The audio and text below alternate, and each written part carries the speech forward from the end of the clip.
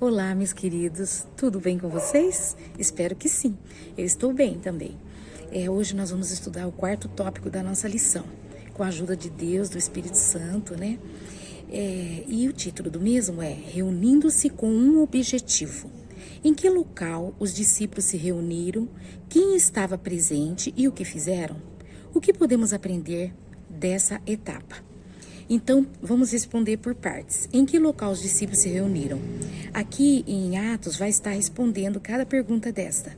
Então diz aqui, então voltaram para Jerusalém, do monte chamado das Oliveiras, o qual está perto de Jerusalém, à distância do caminho de um sábado. E entrando subiram ao cenáculo. Então, onde eles se reuniram? No cenáculo. Quem estava presente? Quem estava presente eram essas pessoas, ó. Onde estavam Pedro, Tiago, João, André, Filipe e Tomé, Bartolomeu e Mateus, Tiago, filho de Alfeu, Simão, o Zelote e Judas, filho de Tiago. Todos esses perseveravam unanimemente em oração e súplicas com as mulheres, Maria, mãe de Jesus, e com seus irmãos. Então havia ali uma pequena multidão, né? E eles estavam, aí a pergunta fala, e o que fizeram? Eles estavam reunidos, orando, isso, aqui diz, estavam unidos em oração e súplicas. O que podemos aprender dessa etapa? Jesus, nós estudamos na lição anterior, que ele falou que eles não saíssem de Jerusalém, até que do alto eles fossem revestidos de poder. E eles obedeceram, e agora eles se uniram, né, em oração e humilhação para poder receber esse dom precioso dos céus. Diz aqui o comentário do livro Atos dos Apóstolos, diz assim, enquanto esperavam pelo cumprimento da promessa, os discípulos humilharam o coração em verdadeiro arrependimento e confessaram a própria incredulidade. Ao relembrarem as palavras que Cristo lhes havia dito antes da morte, compreenderam mais plenamente o significado delas. Verdades das quais haviam se esquecido, foram novamente relembradas e as repetiam uns aos outros. Eles estavam se animando uns aos outros, né? Esses dias de preparo foram passados em profundo exame de coração. Então, eles estavam se humilhando, estavam fazendo, né, uma retrospectiva da vida deles. E diz aqui, não suplicavam a bênção apenas para si, sentiam a responsabilidade pela salvação das pessoas. Entendiam que o evangelho devia ser levado ao mundo e clamavam pelo poder que Cristo havia prometido. Então, eles estavam reunidos com esse objetivo, né? Que nós devemos também, hoje nós já devemos estar orando e estar reunidos e suplicando pelo derramamento, pelo derramamento do Espírito Santo sobre nós. Então nós devemos primeiro desejar, porque como que nós vamos orar por uma coisa que nós não temos o desejo ou não compreendemos o assunto? Então, nós devemos estudar sobre o Espírito Santo, devemos desejar este poder e agora fazermos o quê? Orar e fazer um exame de consciência. Cada um de nós devemos nos examinar para ver se estamos fazendo a vontade de Deus, ok? 4b. Cite uma decisão tomada pela igreja primitiva composta por cerca de 120 crentes. Por que a forma de escolha usada pela jovem igreja não deve necessariamente ser vista como um método usual? Bom, temos duas perguntas aqui. Vamos por partes, né? Cite uma decisão tomada pela igreja.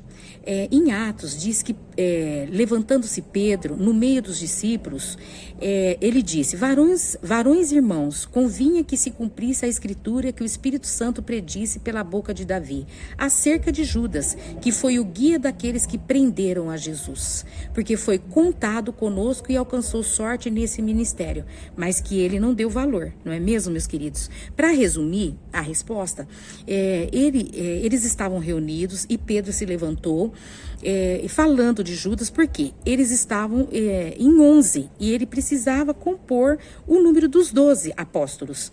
E agora eles estavam ali reunidos e, sob sugestão de Pedro, ele pediu que fosse levantado dois nomes. Então foi levantado o nome de José, chamado Barsabas, por sobrenome Justo, e Matias, quer dizer, José e Matias, vamos simplificar, né? Então foram levantados dois nomes para que eles pudessem lançar sorte, porque eles tinham esse costume, que não é muito benéfico, né? Nós temos que usar outros métodos, mas isso é para a segunda parte da pergunta. Então, eles lançaram sorte e a sorte caiu sobre Matias. Isso mesmo, sobre Matias.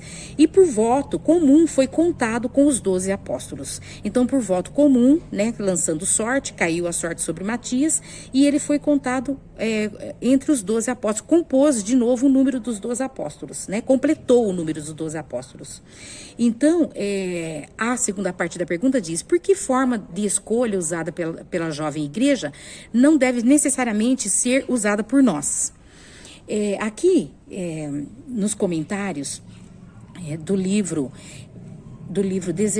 Atos dos Apóstolos ainda, diz assim: que ninguém seja desviado dos princípios sólidos e sensatos que Deus estabeleceu para a orientação do seu povo, a fim de depender da direção de qualquer dispositivo, como o lançamento de uma moeda, cara ou coroa. Tal procedimento agrada muito ao inimigo das almas, pois ele trabalha para controlar a moeda e executar seus planos por meio dela. Entenderam, meus queridos? Então, esse negócio de nós fazermos sorteios, né? Lançar uma moeda, o inimigo, é uma coisa que ele está vendo, né? E aí ele vai ter poder de fazer com que a sua vontade prevaleça na escolha. Mas aqui no caso, se nós seguirmos essa orientação, olha aqui, Atos 6:3. Escolhei, pois, irmãos, dentre vós, 7 varões de boa reputação, cheios do Espírito Santo e de sabedoria, aos quais constituamos sobre este importante negócio. E cada membro da igreja tem voz na escolha dos oficiais da igreja. Testemunho para a igreja, volume 8, 236. Então, meus queridos, hoje nós fazemos isso, né? Nós fazemos a escolha daqueles que vão ajudar a igreja através do quê? De votos secretos, né? Votos que depois são contados, e que, se nós lançamos 2 nomes, um daquele nome foi escolhido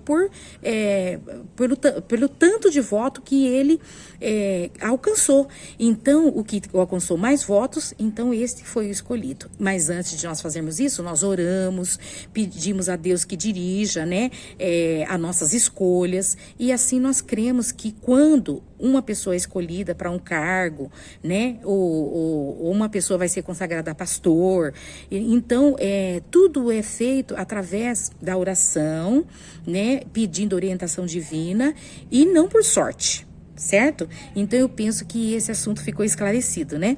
Que Deus nos abençoe para que nós possamos, né, através da oração, humilhar o nosso coração na hora de nós fazermos as nossas escolhas, né? Para que assim seja feito a escolha, a vontade de Deus e não a nossa. Até amanhã, que Deus abençoe a todos. Beijo.